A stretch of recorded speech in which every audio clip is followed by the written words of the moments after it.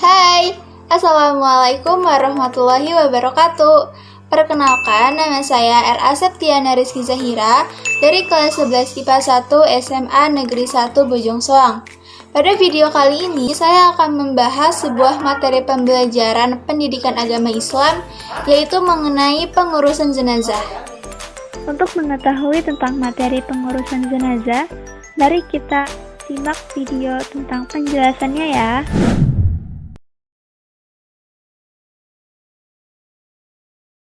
Sebelumnya, kita semua pasti sudah sering melihat atau mendengar orang meninggal di sekitar kita.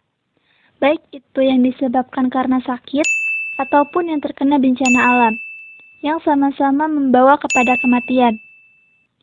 Kematian ini adalah kepastian dan ketetapan dari Allah Subhanahu wa Ta'ala, sebagaimana firman-Nya. A'udzu billahi minasyaitonir rajim. Bismillahirrahmanirrahim. Kullu nafsin za'iqatul maut. Yang artinya, tiap-tiap yang bernyawa akan merasakan mati. Quran Surat Ali Imran ayat 185.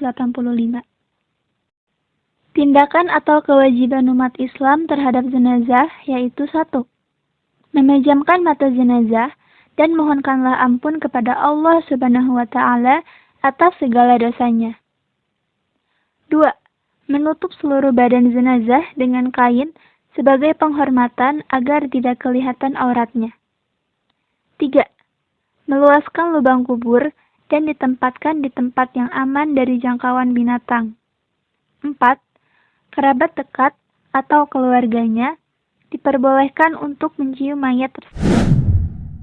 Hukum merawat jenazah adalah fardu kifayah. Perawatan jenazah yang dimaksud meliputi memandikan, mengkafani, mensolatkan, dan menguburkan jenazah. Mari kita bahas yang pertama, yaitu memandikan jenazah. Syarat-syarat wajib memandikan jenazah yaitu 1. Jenazah yang wajib dimandikan haruslah jenazah orang Islam. Selain orang Islam, tidak wajib untuk dimandikan. 2. Didapati tubuhnya walaupun sedikit. Adapun yang berhak memandikan jenazah adalah 1. Apabila jenazah itu laki-laki, yang memandikannya hendaklah laki-laki, kecuali istri dan mahramnya. 2. Apabila jenazah itu perempuan, maka dimandikan oleh perempuan pula, kecuali oleh suami atau mahramnya. 3. Apabila jenazah itu seorang istri, sementara suami dan mahramnya ada, maka suamilah yang lebih berhak untuk memandikannya. 4. Apabila jenazah itu seorang suami, sementara istri dan mahramnya ada, maka istrilah yang lebih berhak untuk memandikannya. Ada beberapa hal yang harus diperhatikan saat memandikan jenazah, yaitu 1. Tempat pemandian jenazah harus dalam keadaan tertutup dan tidak boleh ditonton oleh banyak orang. 2. Jenazah diletakkan di atas dipan atau tempat yang lebih tinggi. 3.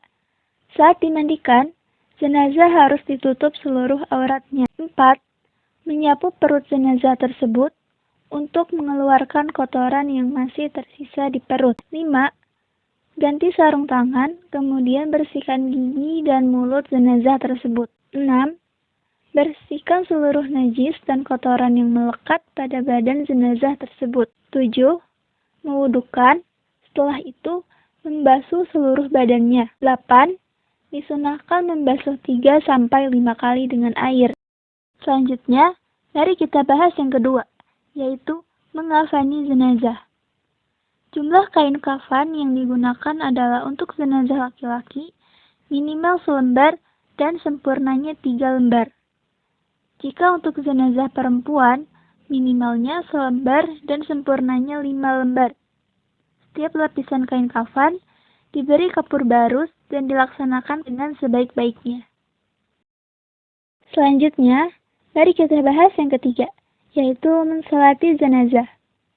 Salat jenazah hampir sama dengan salat biasanya, namun tidak menggunakan ruku dan juga tidak menggunakan sujud. 1. Posisi jenazah diletakkan di depan jamaah. 2.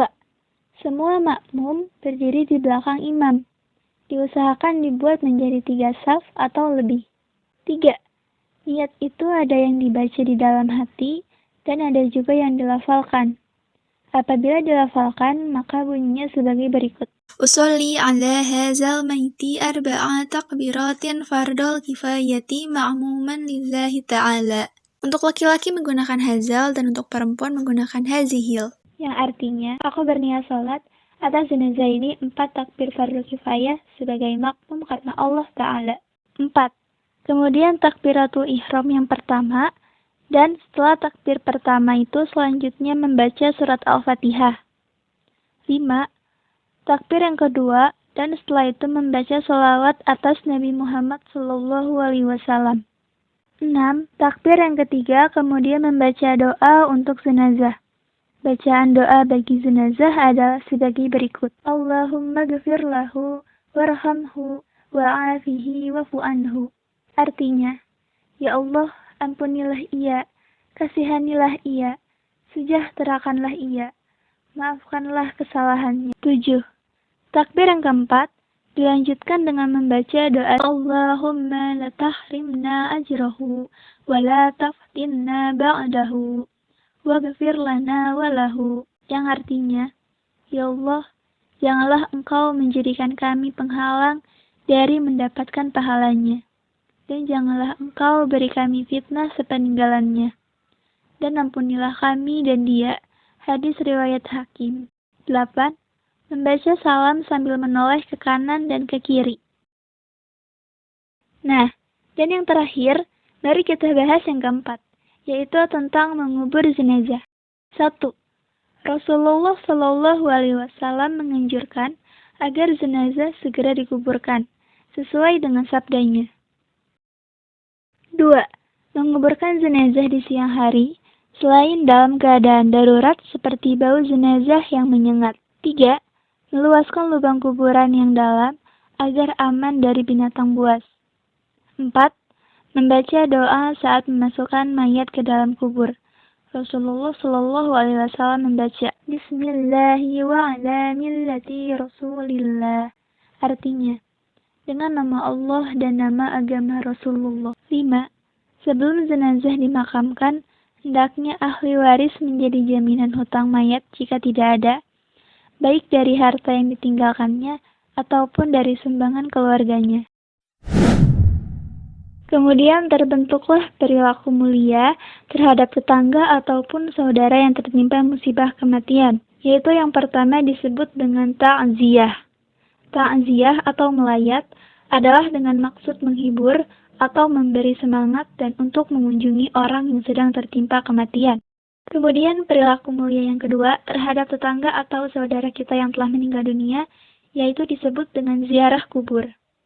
Ziarah kubur artinya berkunjung ke kuburan dengan niat mendoakan orang yang sudah meninggal dan mengingatkan kita kepada kematian. Rasulullah SAW menganjurkan untuk berziarah dengan tujuan untuk mengingatkan kematian, karena hal ini sangatlah baik.